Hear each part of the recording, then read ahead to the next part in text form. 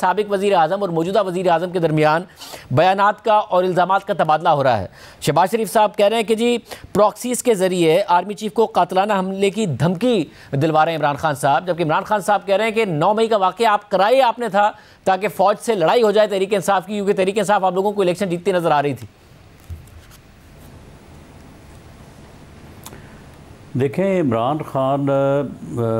जो ये बात जब वो कहता है कि 9 मई का वाक़या जो है वो पहले तो उन्होंने कहा कि एजेंसी ने करवाया है, फिर उसके बाद उन्होंने कहा कि अदारे ने करवाया है, फिर उसके बाद आ गया कि ये हुकूमत ने करवाया है।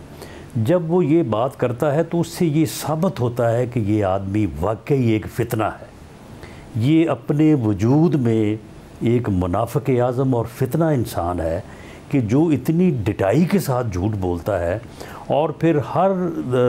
दूसरे बयान में जो है वो अपना मौक़िफ़ जो है वो तब्दील कर लेता है। आप मुझे बताएं कि जनाह हाउस में वहाँ के रहायशी जर्नल की जो उनकी ट्राउज़र है उसको जो सोटी पे घुमा रहा है और ये कह रहा है कि जी इसका साइज़ जो है वो चेक करें, वो कौन है? वो उसके मतलब इमरान खान बता सकता है कि वो कौन है? मतलब उनके भांजे हैं वो, मगर उस वक्त इमरान खान साहब जेल में थे, वो साथ में ये भी कह रहे हैं कि मुझे तो अरेस्ट किया हुआ था। उनका भांजा कर रहा है, मगर भांजे के जवाब दे इमरान खान साहब होंगे। नहीं, उसे अरेस्ट किया हुआ था तो नहीं,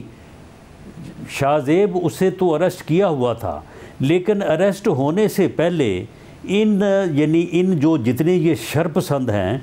जो उस दिन इकट्ठा करके लोगों को लेके गए हैं, जो टेलीफोनिकली लोगों को कह रहे हैं कि जी कोर कमांडर हाउस जाना है और किसी तरफ नहीं जाना, आपने इकट्ठे हो जाए, इकट्ठे होके जाना है। और वहाँ पे जाके जिन्होंने ट्रेसपास किया, जिन्होंने गेट तोड़ा, जो अंदर दाखिल हुए, जिन्होंने वहाँ पे जो है वो चीज़ें चोरी की, जिन्होंने वहाँ पे तोड़ फोड़ की, जिन्होंने वहाँ पे आग लगाई, उन लोगों को जो है ये अरेस्ट होने से पहले ये क्या कहता रहा है? उनको ये कहता नहीं रहा कि मेरी गिरफ्तारी जो है वो रेड लाइन होगी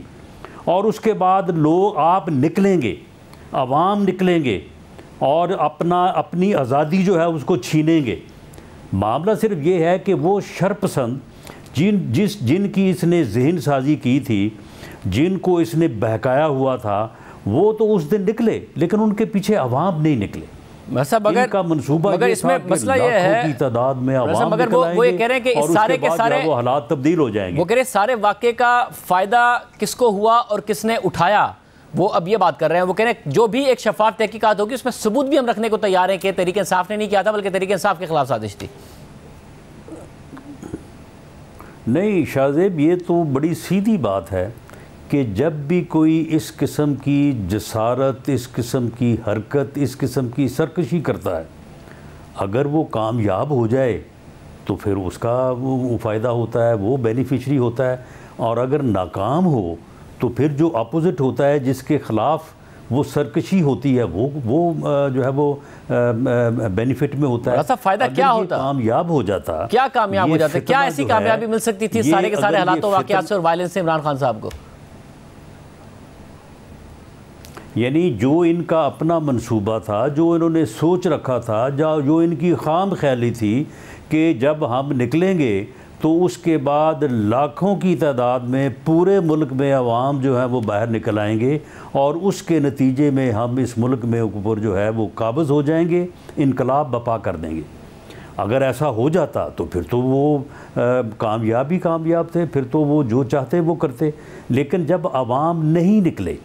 और ये सिर्फ शरपसंद जो है ये चंद दर्जन, चंद 100 की हद तक महदूद रह गए, तो उसके बाद फिर जो है वो फिर अपोजिट साइड ने ही उस सूरत हाल में जो है वो कामयाब ठहरना था और इनका जो मामला है वो फिर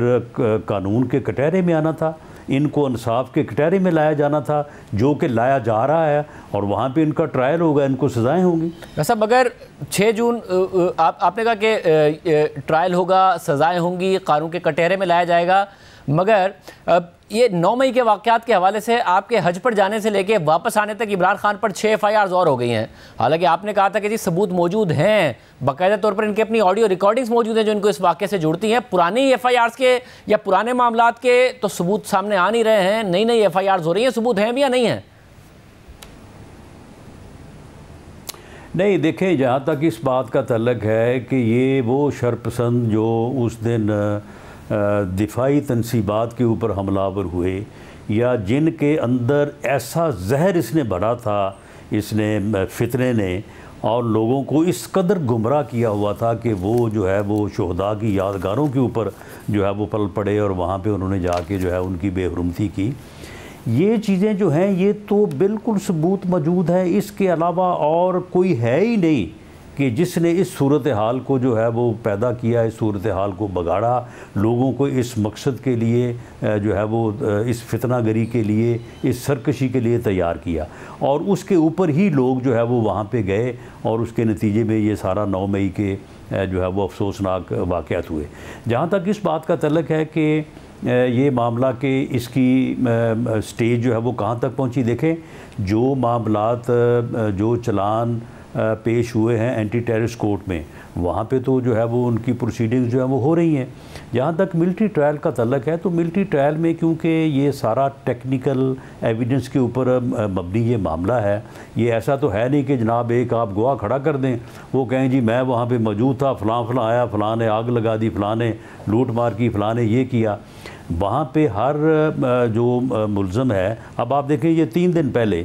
एक मुल्ज़म, एक शरपसंद जो कि वहाँ पे आग लगाता फिर रहा है, जिसकी वीडियो मौजूद है, अब वो उसकी शनाख्त हुई है, यानी 3 दिन पहले शनाख्त हुई है, वो गिरफ़्तार हुआ है, उसके माँ बाप ने भी जो है वो आके मीडिया पे उसको जो है वो कंडेम किया है। तो ये एक टेक्निकली जो है इन चीज़ों को प्रूव करने का जो एक अमल है वो टाइम कंज्यूमिंग है। मगर क्या राज साहब ये बात दुरुस्त है कि जो लोग बराह रास्त मुलविस थे, एक तरफ तो सुप्रीम कोर्ट से भी फैसला आ रहा है, मगर जो फैसला ये हुआ है आप लोगों की तरफ से या रियासत की तरफ से कि जो बराह रास्त इस तोड़ फोड़ में और जलाओ घेराव में मुलविस थे, उनके केसेस तो जाएंगे मिलिट्री कोर्ट्स में। इमरान खान साहब की बराह रास्त इस किस्म के अहकामात देने की के कोई सबूत सामने नहीं आए हैं, इसलिए ये इख्तलाफ पाया जाता है हुकूमत के अंदर कि उनका केस मिलिट्री कोर्ट को ना भेजा जाए, बेहतर है कि नॉर्मल जो एंटी टेररिज्म के तहत उनके मुकदमात को चलाया जाए।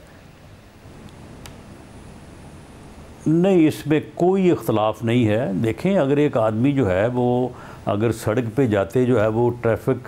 लॉ की खिलाफ वर्जी करता है तो वो ट्रैफिक एक्ट में जो है ना वो चलान होगा, और अगर कोई आदमी जो है वो उस जुरिस्डिक्शन में चला जाता है कि जहाँ पे जाके वो आर्मी एक्ट की खिलाफ वर्जी करता है तो वो फिर आर्मी एक्ट के तहत ही प्रोसिक्यूट होगा, और जब आर्मी एक्ट के तहत प्रोसिक्यूट होगा तो फिर उसका मुकदमा जो है वो मिलिट्री कोर्ट में चलेगा। इसके ऊपर बिल्कुल क्लैरिटी है कि इस सारे 9 मई के वाक़े का जो सरगना है,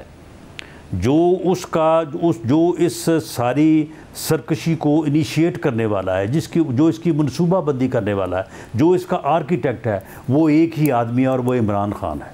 बाकी दर्जा बदर्जा उसमें जो है वो शामिल है। मतलब अगर इसलिए